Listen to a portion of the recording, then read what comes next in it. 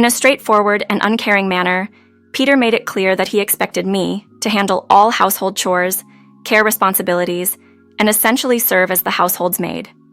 He didn't mince words, directly linking my role to that of domestic help.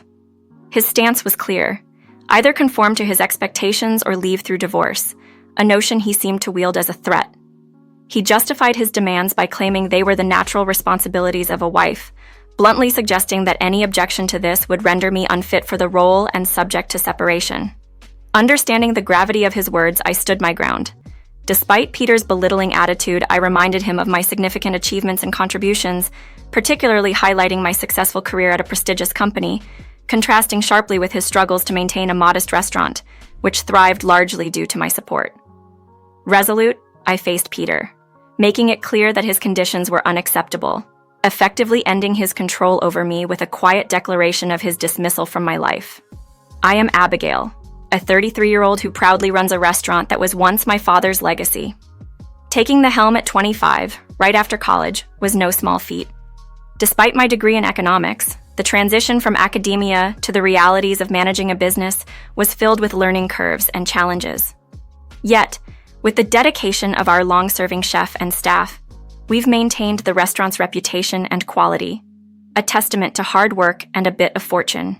Peter, who would later become my husband, initially visited the restaurant as part of his job with a major food company. His frequent visits turned into a regular patronage, drawn by our distinctive flavors.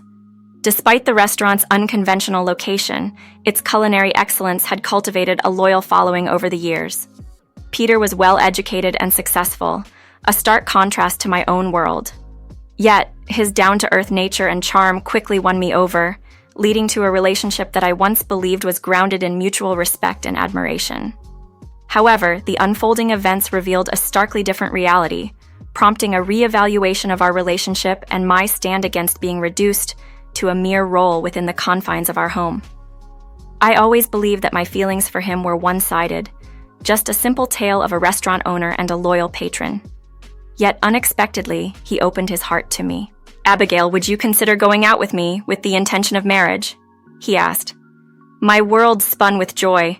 It was as though a miracle had unfolded before me. His confession was like a scene from a romantic novel, where the knight in shining armor declares his love for the maiden. Overwhelmed and elated, I accepted his proposal without hesitation, enchanted by the prospect of our fairy tale future together. 2 years later, I became Peter's wife, but the enchanting fairy tale soon transformed into a somber narrative.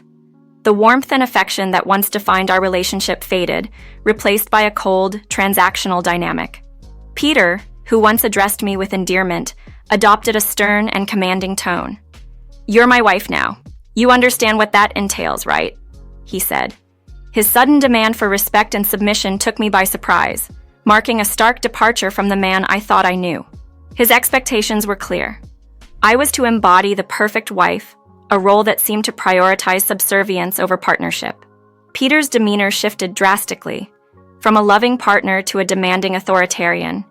He insisted on molding me into a wife that matched his high standards, emphasizing the need for impeccable housekeeping and unwavering respect. This new version of Peter was unrecognizable, a far cry from the charming man who had won my heart. He positioned himself as an elite, expecting me to conform to his ideal without question. The pressure to maintain a flawless home was immense. Peter's insistence on a tidy house at all times was a stark contrast to the lively, albeit chaotic, home I grew up in. My family's life had always revolved around our restaurant, leaving little time for domestic perfection. Despite my attempts to meet his demands, Peter dismissed my efforts, labeling any plea for assistance as an excuse. The suggestion of hiring a housekeeper to manage the workload was met with disdain. Peter saw no value in investing in help, viewing a wife's labor as cost-free. His blunt assertion that my role was essentially that of free labor shattered any illusions of partnership or mutual respect. It became painfully clear that my contributions and the significance of my restaurant were minimized, if not outright disregarded, in his eyes. The restaurant, a symbol of my family's legacy and my personal dedication, held little value to Peter. His casual suggestion to dispose of it if it became unprofitable revealed a lack of understanding and appreciation for what it represented to me. His conditional support, framed as a generous allowance for my hobby, only deepened the rift between us. As the reality of our marriage unfolded, the prospect of divorce became an increasingly viable path. The stark contrast between the man I fell in love with and the person he revealed himself to be left me contemplating the future of our relationship, questioning the sustainability of a marriage built on unequal expectations and a lack of genuine support. Despite everything, a part of me still held on to love for Peter, intertwined with a strong desire to prove him wrong and make him see and regret his actions. This complicated mix of emotions drove me to pour my heart and soul into my restaurant. It's a quaint place, cherished by our regulars, standing as a testament to the unique and nostalgic flavors that large chain restaurants can't replicate. My dedication to preserving this essence of my restaurant was unwavering, even as I tried to navigate a tumultuous marriage with Peter. Peter, ever the skeptic, occasionally remarked on my efforts, almost in disbelief that the restaurant was still operational. He flippantly suggested that as long as I managed the household duties, I could keep my restaurant. Unbeknownst to him, balancing both had become my daily routine.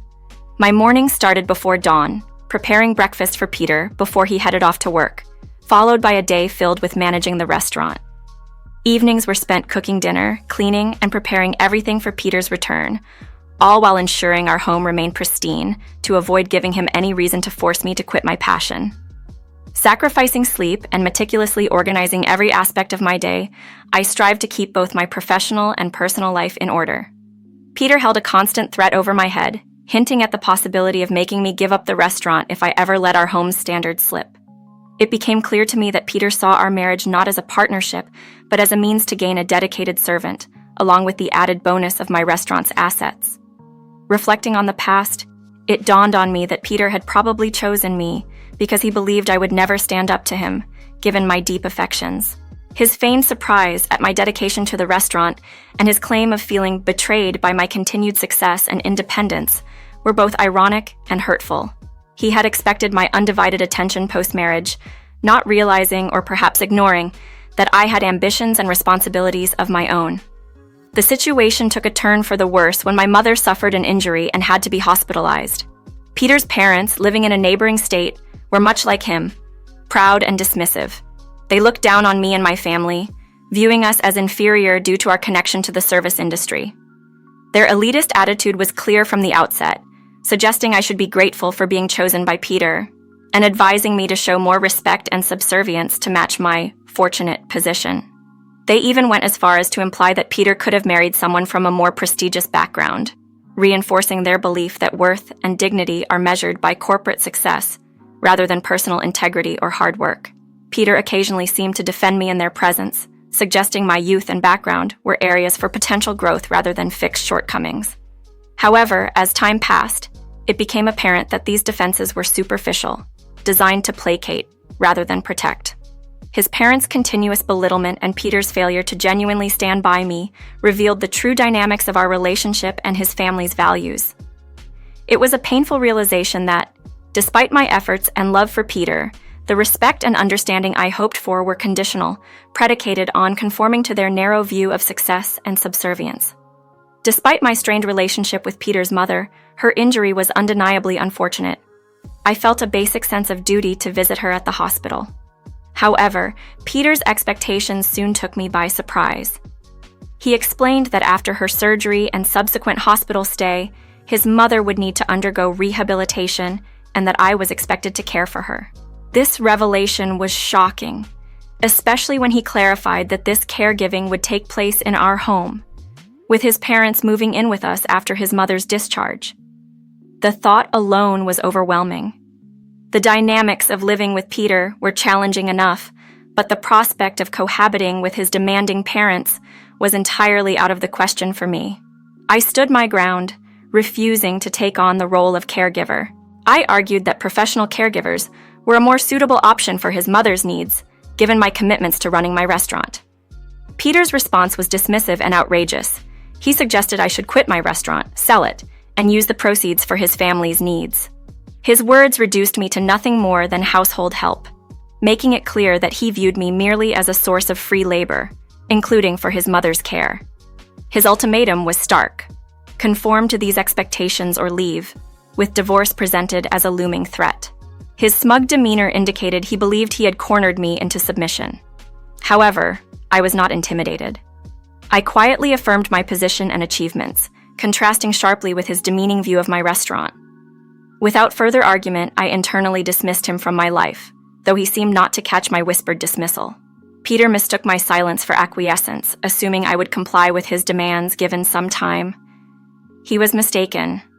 Over the past 3 years, I had been preparing for such a moment, albeit with a lingering hope that Peter might revert to the loving man I had married. Yet, faced with the continuous erosion of our relationship and his unchanging attitude, I realized that hope was futile. It was time for decisive action. I reached out for help, making a call to initiate my next steps. 2 months later, the economic section of the newspaper featured a surprising development. Peter's employer, a food manufacturing company, was on the verge of being acquired by a restaurant group. Peter, caught off guard and visibly upset by the news, could not fathom the implications of this turn of events. This strategic move marked the beginning of a new chapter, one where I reclaimed my autonomy and challenged the dynamics that Peter had sought to impose on me. Peter was incredulous, watching as his world seemed to unravel before him. "This is ridiculous. We're a leading company, and now we're being taken over by some random diner group?" He vented his frustration by crumpling the newspaper and throwing it against the wall, disbelief etched on his face as he turned on the TV, only to find the same news confirmed. Slumping onto the sofa, Peter's agitation was palpable. "Why is this happening?" he muttered, grappling with the reality of the situation. It was in this moment of vulnerability that I approached him, offering something that visibly shocked him. "What is this?" Peter asked, eyes wide as he held the divorce papers I handed him. His reaction was to crumple and discard them as he had with the newspaper, but I remained steadfast. "No matter how much you crumple these, we can't return to how things were," I said, prompting him to demand an explanation for the divorce.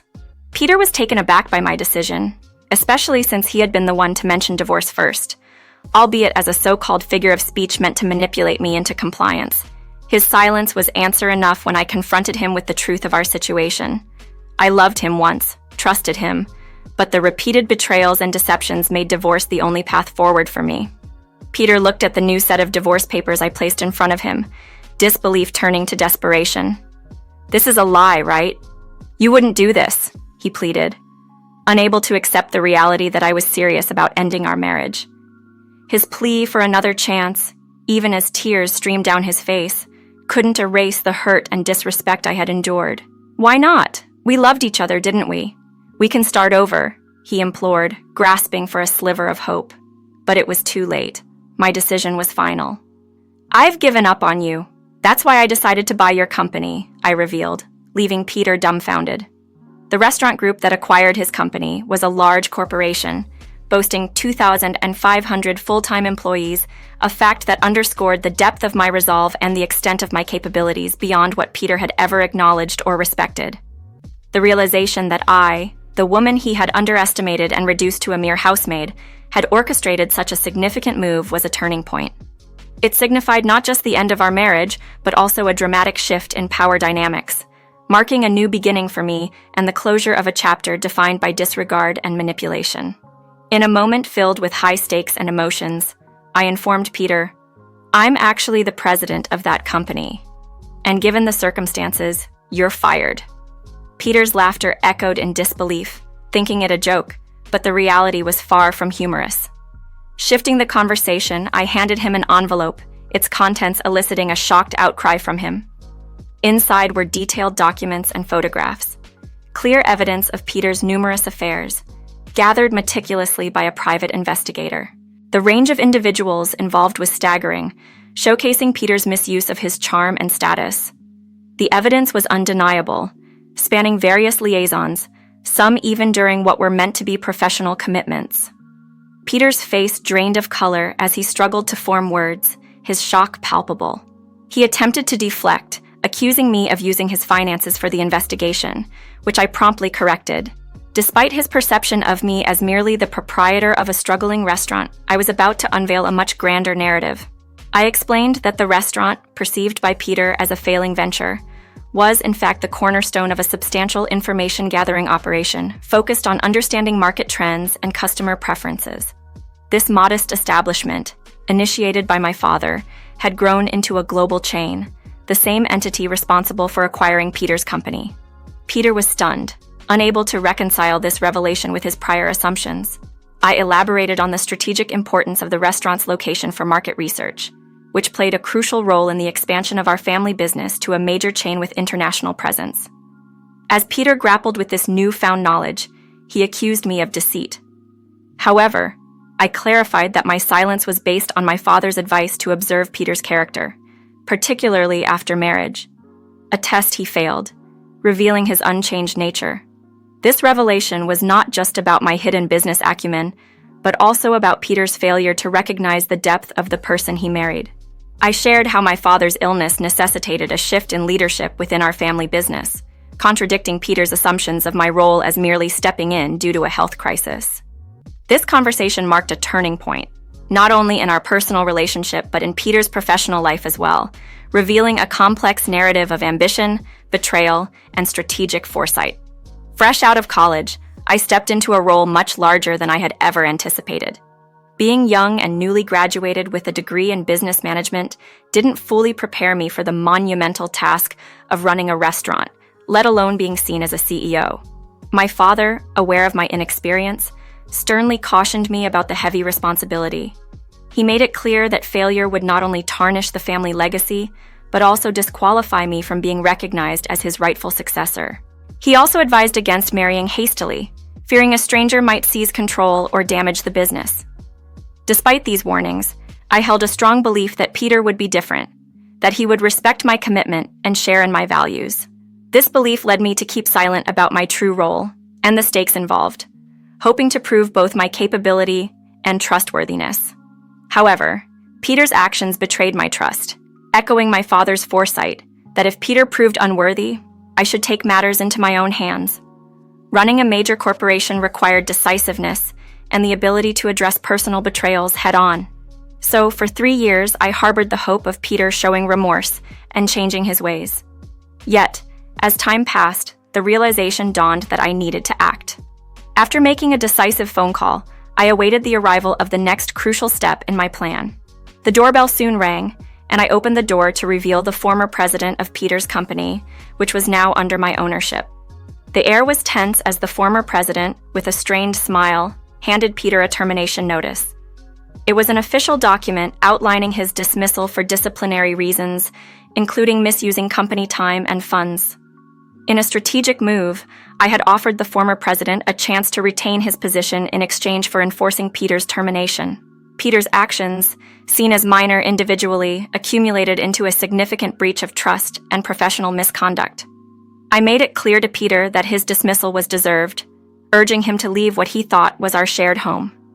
His confusion deepened when I revealed that the apartment was actually owned by me, a fact he had overlooked or forgotten. This moment wasn't just about ending Peter's employment. It was a declaration of my independence and a step towards reclaiming my life and future from the shadows of betrayal and unmet expectations. With the lease expired last month, Peter found himself without any legal right to remain in the apartment. I was firm in my decision not to renew our arrangement. As Peter stood there, bewildered by the swift turn of events, I mentioned the need to sort through our belongings and decide on the division of property. However, my immediate concern was to not have him in my presence any longer. I suggested he return to his parents' home, especially with his mother nearing her discharge from the hospital after a month-long stay. It seemed like the most logical step for him to prepare for her return. I made it clear to Peter that any further communication regarding our separation would be handled through a lawyer. Handing him over to the former president, I warned that any attempt to return would be reported as trespassing. Although we were not officially divorced yet, the landlord's stance was clear. Peter had no place here anymore. Silently, Peter left the apartment, his departure marking the beginning of a new chapter for both of us. The aftermath involved dealing with incessant calls from Peter's parents, who were initially unaware of the extent of our problems. When they learned about the impending divorce, their tone shifted dramatically. Initially, they tried to appeal to my sense of family, insinuating that the divorce was an overreaction to what they deemed minor indiscretions. However, as I remained adamant about my decision, their pleas turned into threats and accusations, blaming me for Peter's unemployment and demanding alimony as compensation. Despite their emotional manipulation and attempts to guilt-trip me, I stood firm on my decision to divorce Peter. Their change in tactic, from threats to apologies, did not sway me. I had already communicated my boundaries clearly. If their harassment persisted, legal action would be my next step. Following through with this, a warning from my lawyer finally put an end to their attempts to contact me. In the property settlement, I ensured that alimony was claimed from Peter, securing what was rightfully mine. This process was not just about ending a marriage, but about asserting my independence and closing a chapter filled with betrayal and manipulation. It was a reaffirmation of my right to a life free from deceit and a step towards moving forward on my own terms. Fortunately, due to Peter's previously solid financial status, all outstanding payments were settled. However, Peter's circumstances drastically changed after losing his job and depleting his savings, leading him to move back in with his parents. Now he spends his days working long hours in the service sector, a field he previously dismissed. Adding to his challenges, Peter faces alimony lawsuits from the husbands of the women he was involved with. It's a tough situation, but I hope he takes responsibility and works diligently to fulfill these obligations, no matter how long it may take. In conversations with the women involved, each expressed regret, clarifying they were drawn to Peter for his status and wealth, rather than genuine affection. I emphasized the seriousness of their actions, engaging in relationships with a married man, and the legal consequences that follow. Through these discussions, I arranged for them to contribute a fair amount in alimony, hoping this ordeal serves as a lesson to avoid similar mistakes in the future. I've now officially assumed the role of president, taking over from my uncle, who has stepped into the chairman position. While my father's health has improved, he remains unable to work. Nonetheless, his morale has been boosted significantly since I took charge of the company. His occasional advice is something I cherish deeply, providing guidance as I navigate my new responsibilities. My foremost wish is for my parents to enjoy a long and healthy life, free from the stress and worry my previous relationship caused. My father's growing recognition of my capabilities as a business owner is a source of personal pride. Looking ahead, I'm open to the possibility of meeting someone who brings peace and happiness to my family. However, for the time being, I'm focusing on my commitment to remaining single and dedicating myself to the growth of the company. It feels like my true calling, nurturing this child of mine to become larger and more esteemed. The restaurant, the origin of both my parents' journey and my own, holds a special place in my heart. It symbolizes my beginnings and the values instilled in me.